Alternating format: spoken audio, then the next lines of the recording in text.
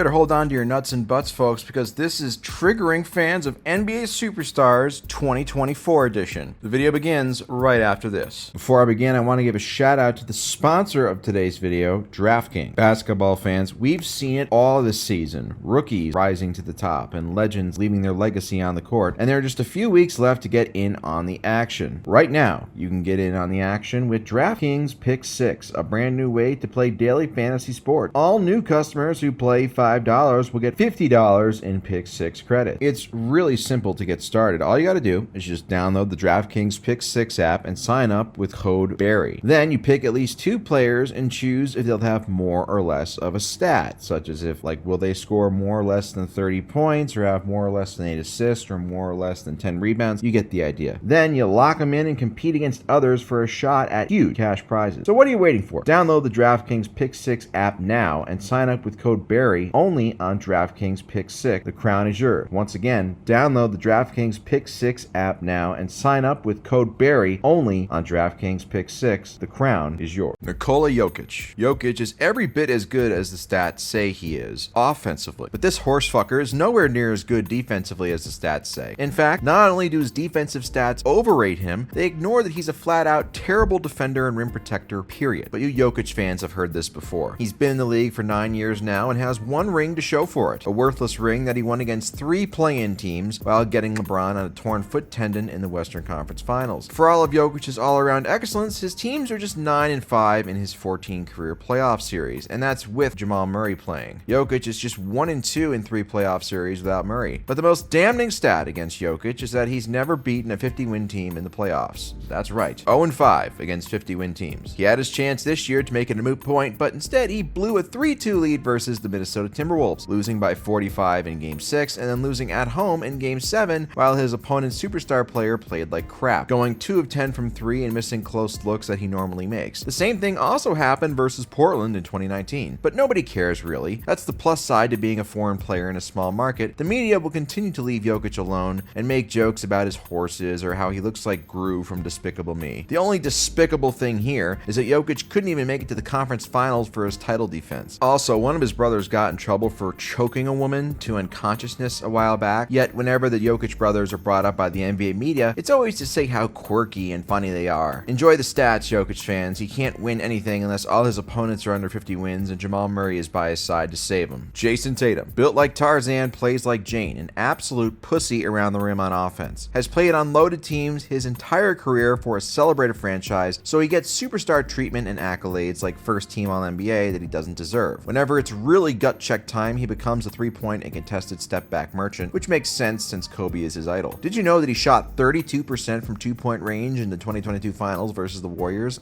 Now you do. He truly excels at watching his teammates build leads before piling on to get his stats. Don't be fooled by his rebounds either. He just grabs a shitload of uncontested defensive ones. It's not like he's fighting on the glass for offensive rebounds. Although he's such a nice guy, he gives his teammates plenty of chances to get offensive rebounds with all the bricks he tosses up. He's Paul George 2.0. Every time, and I mean every fucking time, he wins. We have to hear about his son Deuce and how his mom raised him for some reason. Look everybody, he's such a nice family man with a wholesome story. Aw, isn't that great? He's so generous he decides to build mansions for the poor during games on the court. My opinion of him will not change even if Boston wins it all. I'm not moved or impressed by quote-unquote superstars who don't need to play well for their teams to win consistently. Sounds a lot like Bill Russell and Tom Brady, huh? Maybe it's a Boston thing. Shai Gilgeous-Alexander. Is this man focused on winning basketball games, being a male model with all of his stupid pregame fits, or making the most annoying ass commercials possible? He was probably too busy thinking about what dress he was going to wear instead of playing defense when he stupidly fouled PJ Washington on a 3 late in OKC's season-ending loss. Shai has it made in OKC. He has a loaded young team around him with Chet Holmgren, Jalen Williams, and some other sharpshooters. He plays in a small market, so nobody cares if he loses. And when he does lose, he has plenty of scapegoats to take fall for him. For all of his great stats, I don't fear my favorite player or team playing against SGA and OKC, which is why even when OKC got the 1 seed this year, absolutely nobody expected them to do shit. So when they got bounced in the second round by Dallas, there was really no surprise. Oh, OKC is young and super talented, they'll be back. Yeah, like we haven't heard that shit before. At least the KD Russ Harden Big 3 actually made a finals before that got said. What does SGA have to show for his 6 seasons in the NBA? 1 playoff series win versus a team missing its best player? Enjoy the 30% points per game he'll put up next season. I know you Shai fans will still be shitting bricks the next time the Thunder are in a real playoff series because you've never seen him lead a team to a legit series win. Luka Doncic. It's ironic that for so many years the knock against Luka was that he was too selfish and too heliocentric, and that's why his teams didn't win. But now, in the midst of his worst postseason by far, he's in the NBA Finals. For the record, he was noticeably outplayed by SGA against OKC in the second round. I know you Luka fans have a massive insecurity complex about SGA for some reason, so I want to twist the knife there. I enjoy watching Luka when he has the ball in his hands, but make no mistake, even in a league full of crybabies, Luka is the biggest crybaby of them all. Yes, worse than LeBron, since I know that's the first name that popped into most of your worthless fucking heads. He is always complaining, and it's a huge eyesore. The other thing about Luka is that he's the only player I've ever seen who gets fatter the more he plays. What kind of diet is this dude on? We know he likes beer, but I would wager he pounds at least 20 of them a day. It speaks to his natural gifts that he's still as good as he is, but imagine if his bloodstream wasn't 75% alcohol at all times. He already got a championship-winning coach fired a few years back, so what happens to Jason Kidd in a year or two after Dallas loses this finals and fails to get back and Kyrie inevitably does some dumb shit and wants a divorce? I've seen this story too many times. The highlight of Luka's career thus far is making a game-winning 3 over Rudy Gobert in the Western Conference Finals, which is the equivalent of beating the French Special Olympics team. Focus more on defensive drills instead of playing Overwatch in your spare time, Luka. Giannis Antetokounmpo. The easy thing to do would be to say that Giannis would be working at Chili's if he was 6'2" instead of 7 feet, which is true by the way, since he has no skills besides running and dunking. But Giannis fans are used to that sort of insult. Giannis's game is so ugly and non-enjoyable to watch. He plows into people like a fullback, and before you know it, several people are on the ground and he's at the free throw line. I know you worm brains will say LeBron does the same thing, even though it's not true, or at least not nearly to the same extent. But LeBron can,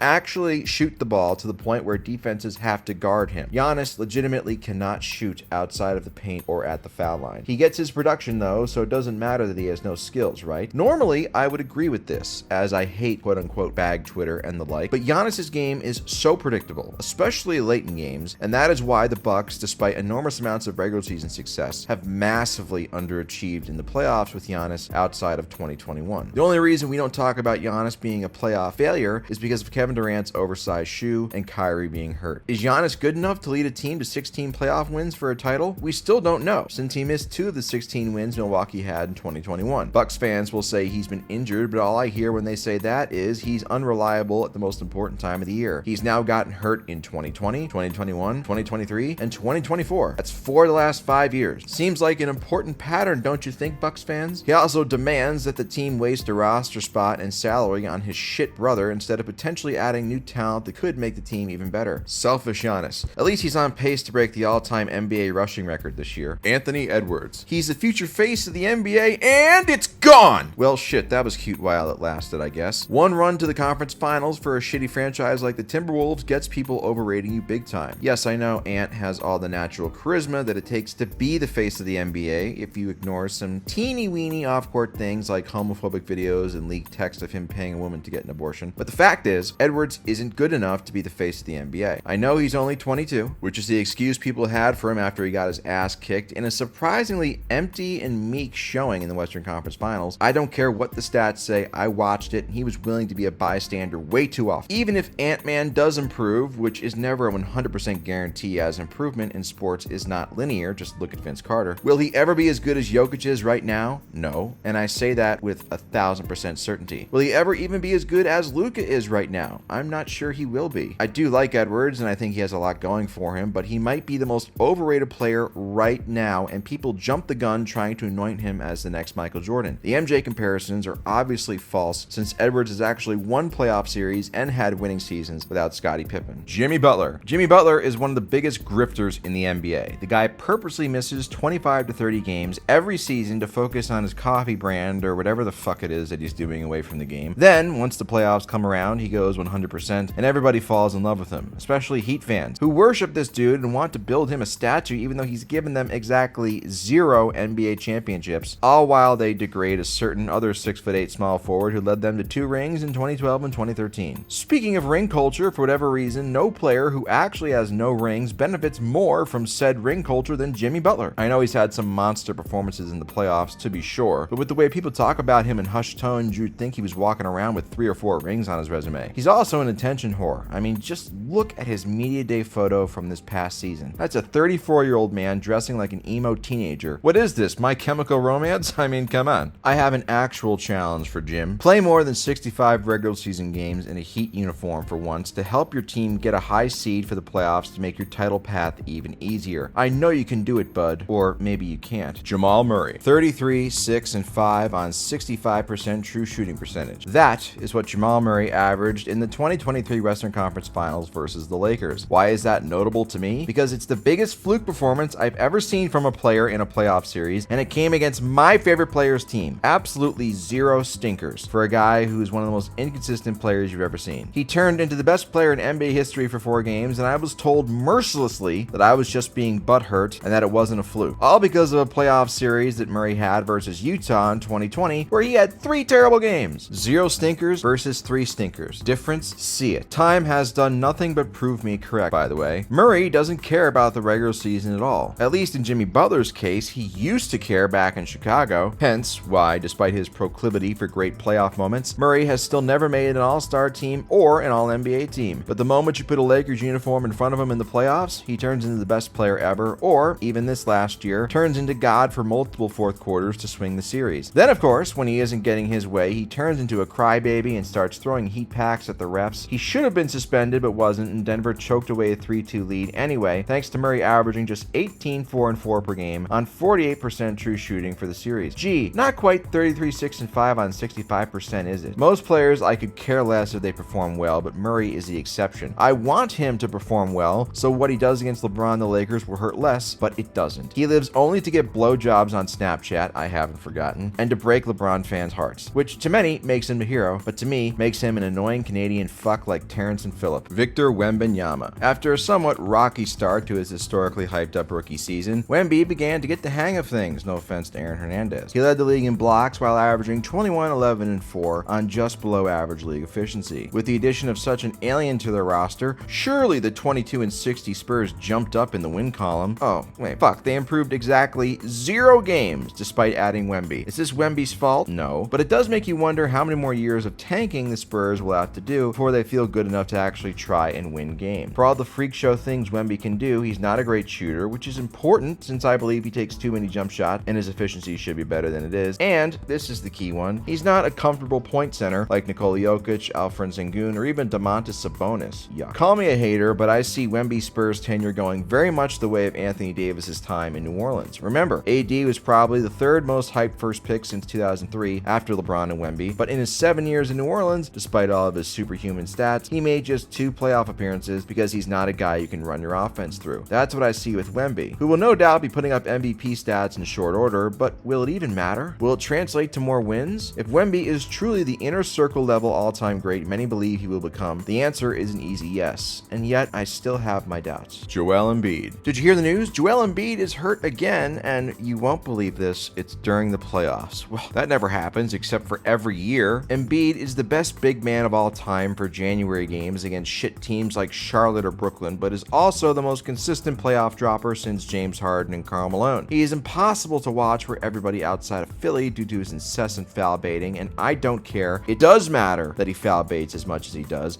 and it does make his stats hollow. At this point, I don't know why 76ers fans even support him when it's guaranteed he's going to let them down come April and May every year. He's considered a superstar, so they could easily get a massive haul for him if they had the balls to do so, but no, they must keep him and watch him crap his pants every year. This past season was seen as his quote-unquote best playoff run, and it was a first-round series loss. Do you want to know what Embiid shot in the 4th quarter of this series, which featured many down-to-the-wire games? 6 for 26. That's 23.1%. To this very day, 10 years after being drafted and being the face of the quote-unquote process, Embiid is still a conference finals virgin, and perhaps more damning, has won 1 playoff series where he played in every win. Yes, you heard that correct. In 5 playoff series Philly has won with Embiid, he missed a win with an injury in 4 of them. He's not Ben Simmons level bad when it comes to being unreliable, but he's close. And we all know the MVP he got in 2023 was a complete and utter joke. But hey, at least it ended racism, right?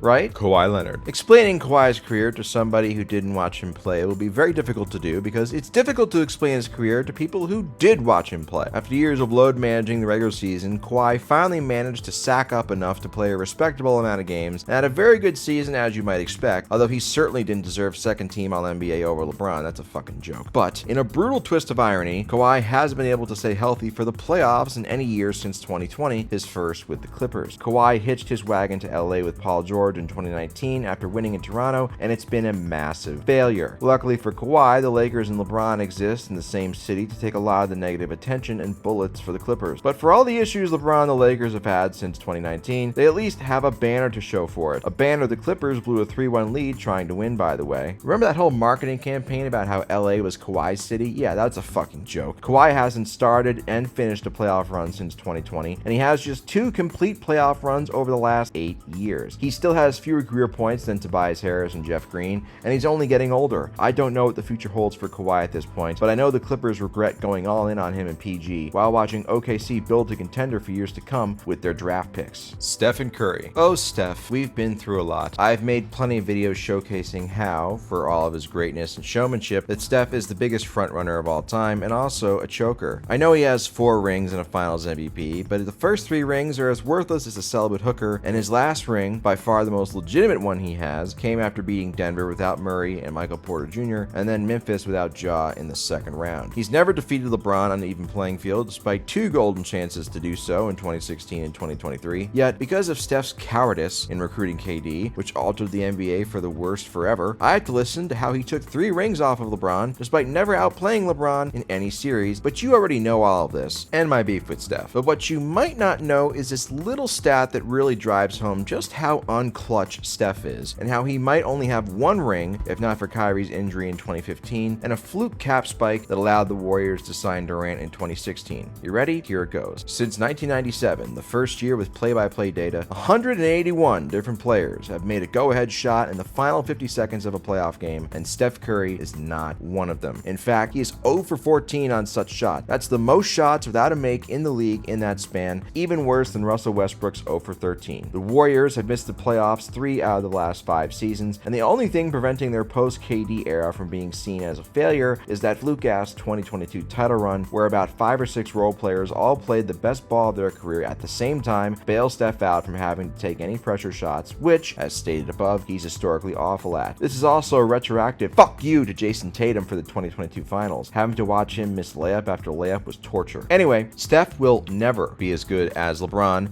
and you Steph fans just need to get over it. Just like Steph needs to get over the fact that poor people deserve housing. Kevin Durant. I was unsure of including KD because I'm not even sure if he has any fans right now. In fact, I don't think he's had any fans besides LeBron hate watching MJ fans since he made the worst decision any athlete has ever made back on July 4th, 2016. Full disclosure, I hate Kevin Durant. Not in a real life way, but sports hate. He left Golden State because, like everybody else, he knew anything he won there was cheap and hollow. He goes to Brooklyn to create his second super team, and that falls apart, so he demanded a trade to Phoenix to make a third super team, and that blew up in his face too. I should be happy to see him fail in the playoffs and not even approach another title, but honestly, I just feel numb about it. The damage has already been done, and its ripple effects will last forever. We can't take back 2017, 2018, or even 2019. The banners he hung for Golden State are still up there. His decision robbed NBA fans of a competitive league. His biggest sin, to me of course, was that it cheated LeBron out of multiple titles, and forever ruined discourse about LeBron being a loser and catching MJ in rings. It pushed back the OKC franchise for almost a decade. It muddied his own legacy and Steph Curry's legacy forever. To this day, people still argue over who deserves more credit for the Warriors' 2017 and 2018 rings, instead of realizing how fucking insane it is that KD was even there in the first place. The only people who benefited from KD going to Golden State in the long run were Michael Jordan and all of his dumbass fans who only watch the current NBA to see LeBron lose. And yes, they do exist. Everything after Golden State for KD is just academic. The only way he could redeem some of his legacy would be to go back to OKC and help them win a title, which is actually plausible at this point because they have a very, very good team, but he won't do that. I was never a Little B fan, but he was right about one thing. Fuck Kevin Durant.